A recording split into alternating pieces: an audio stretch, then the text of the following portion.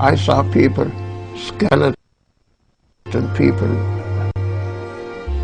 I mean 80 pounds, 60 pounds, they were nothing but bones, couldn't breathe.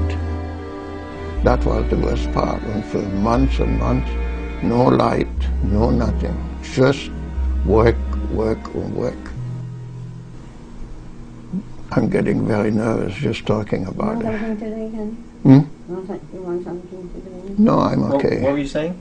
I'm getting nervous just thinking about it. I know that the next few days I'm going to have sleepless night. Every time I talk about it, I get very restless. I see back all those things. As a human, you cannot describe what the German did to the human being.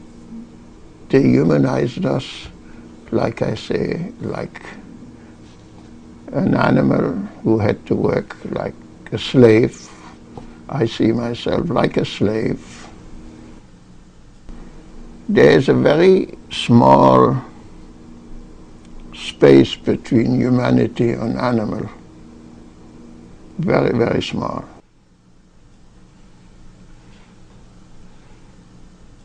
My estimate of the total death toll in my book was 10,000 for Dora, and the reason I gave that number was because of the approximately 20,000 prisoners who died in the Dora camp system. Many of them died in sub-camps that were unconnected to the V2 program, so that you cannot attribute the entire 20,000 deaths to the V2 program.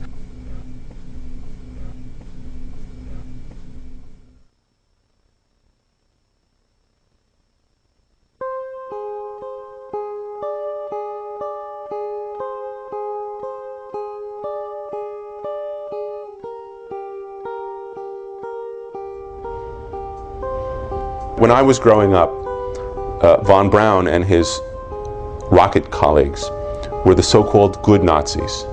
They were celebrated on the cover of Life magazine. They were the subject of a Norman Rockwell portrait. And there was always a little nervous giggle when von Braun was mentioned. He is referenced by intimation in that great Tom Lehrer song about launching rockets into the air. But these were the good Nazis. These were our Nazis. Who would have thought that even the good Nazis, our Nazis, were involved in Nazi crimes, that they were Nazi criminals? Did you ever see von Braun at Peenemünde? Sure, we saw von Braun. We saw von Braun, we saw Himmler, we saw Goering. They all came to see the ultimate weapon.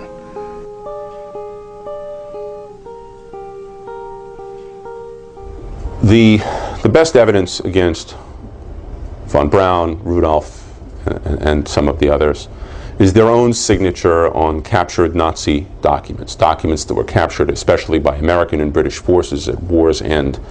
And those documents we have in significant numbers. The decision to use the forced labors, the concentration camp inmates, was a decision by primarily Himmler and with him also Speer, and they decided that one should use the captive inmates and should use them to manufacture the rocket in the Mittelwerk, in the underground factory. Von Braun tried to dissuade them. In von Braun's case, you've got his initials and his signature on documents relating to the selection of concentration camp inmates to work on particular projects in which he had a special interest. You have both Rudolph and von Braun at a meeting with the SS on the subject of taking more captives in France and bringing them to Germany to work as concentration camp inmates on the V2 program.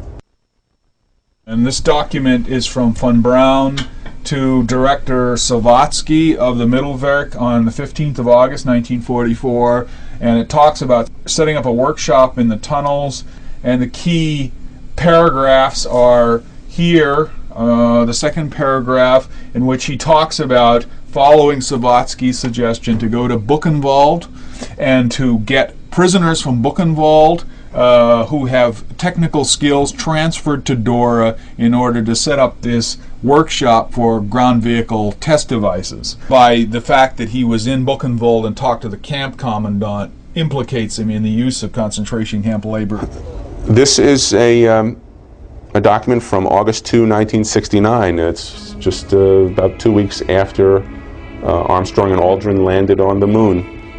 And it's a letter from Wernher von Braun, signed von Braun, to Major General Julius Klein, a retired U.S. military officer. But the most interesting part of this Apollo 11 letter is the P.S. And in the P.S., von Braun acknowledges that he had indeed been a member of the dreaded SS. And then in the last paragraph of his long P.S. he writes, "I would appreciate it if you kept this information to yourself, as I think it could only harm my work at NASA if all this were given undue publicity, particularly at this time." And then it's initialed WVB, Wernher von Braun.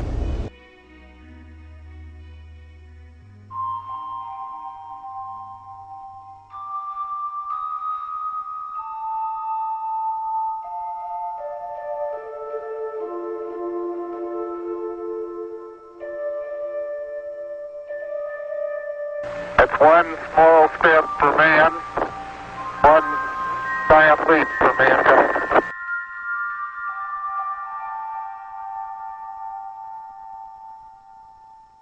The mass production of the V2 was done in the Mittelwerk, that was about in the center of Germany, in the underground factory. The development was done in Peenemünde and the testing was done in Peenemünde. There was very little contact between the two. You were slave labor at Peenemünde? What were we? We were 400 French, 400 Russian, and I think 400 Polish. At Peenemünde? At Peenemünde. And again, as Ernst said, the Peenemünde people had really nothing to do with it at all. That was strictly a decision by the SS. Yes, there was a small concentration camp that was set up in Peenemünde in 1943 at the beginning of the production program at Peenemünde. And concentration camp labor was also used in other production sites for the V2 program. And then, of course, Dora was created underground after the air raid on Peenemünde, and that led to the development of slave labor production on a large scale. Now, when I was in Peenemünde, I was responsible for the construction of Doppler tracking systems.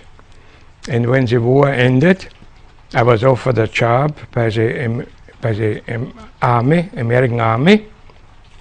So I came in '45 to Fort Bliss.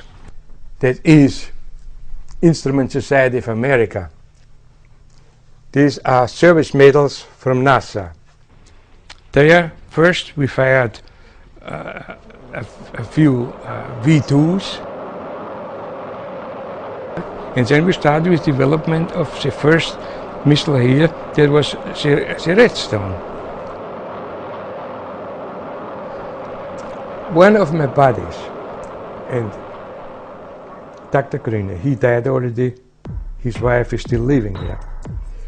He had to go to Mittelwerk once for a week or so for documentation, or, you know.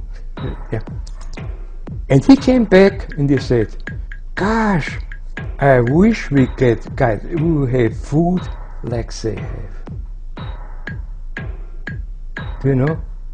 That means they were feeding them very well because they wanted them to do work. So, see, what he says is slave labor. Was slaving so far since they were forced to work there. Yeah? And probably if they try to, you know, try to make some trouble, they put them in jail or what, I have no idea. But, on the other hand, they were fed very well to be sure the production is high. Yeah? I can believe it. What is your reaction to what you've just seen on camera? Well, if you just look at the picture of the skeleton in Dora, you cannot say they were treated well and they had good food.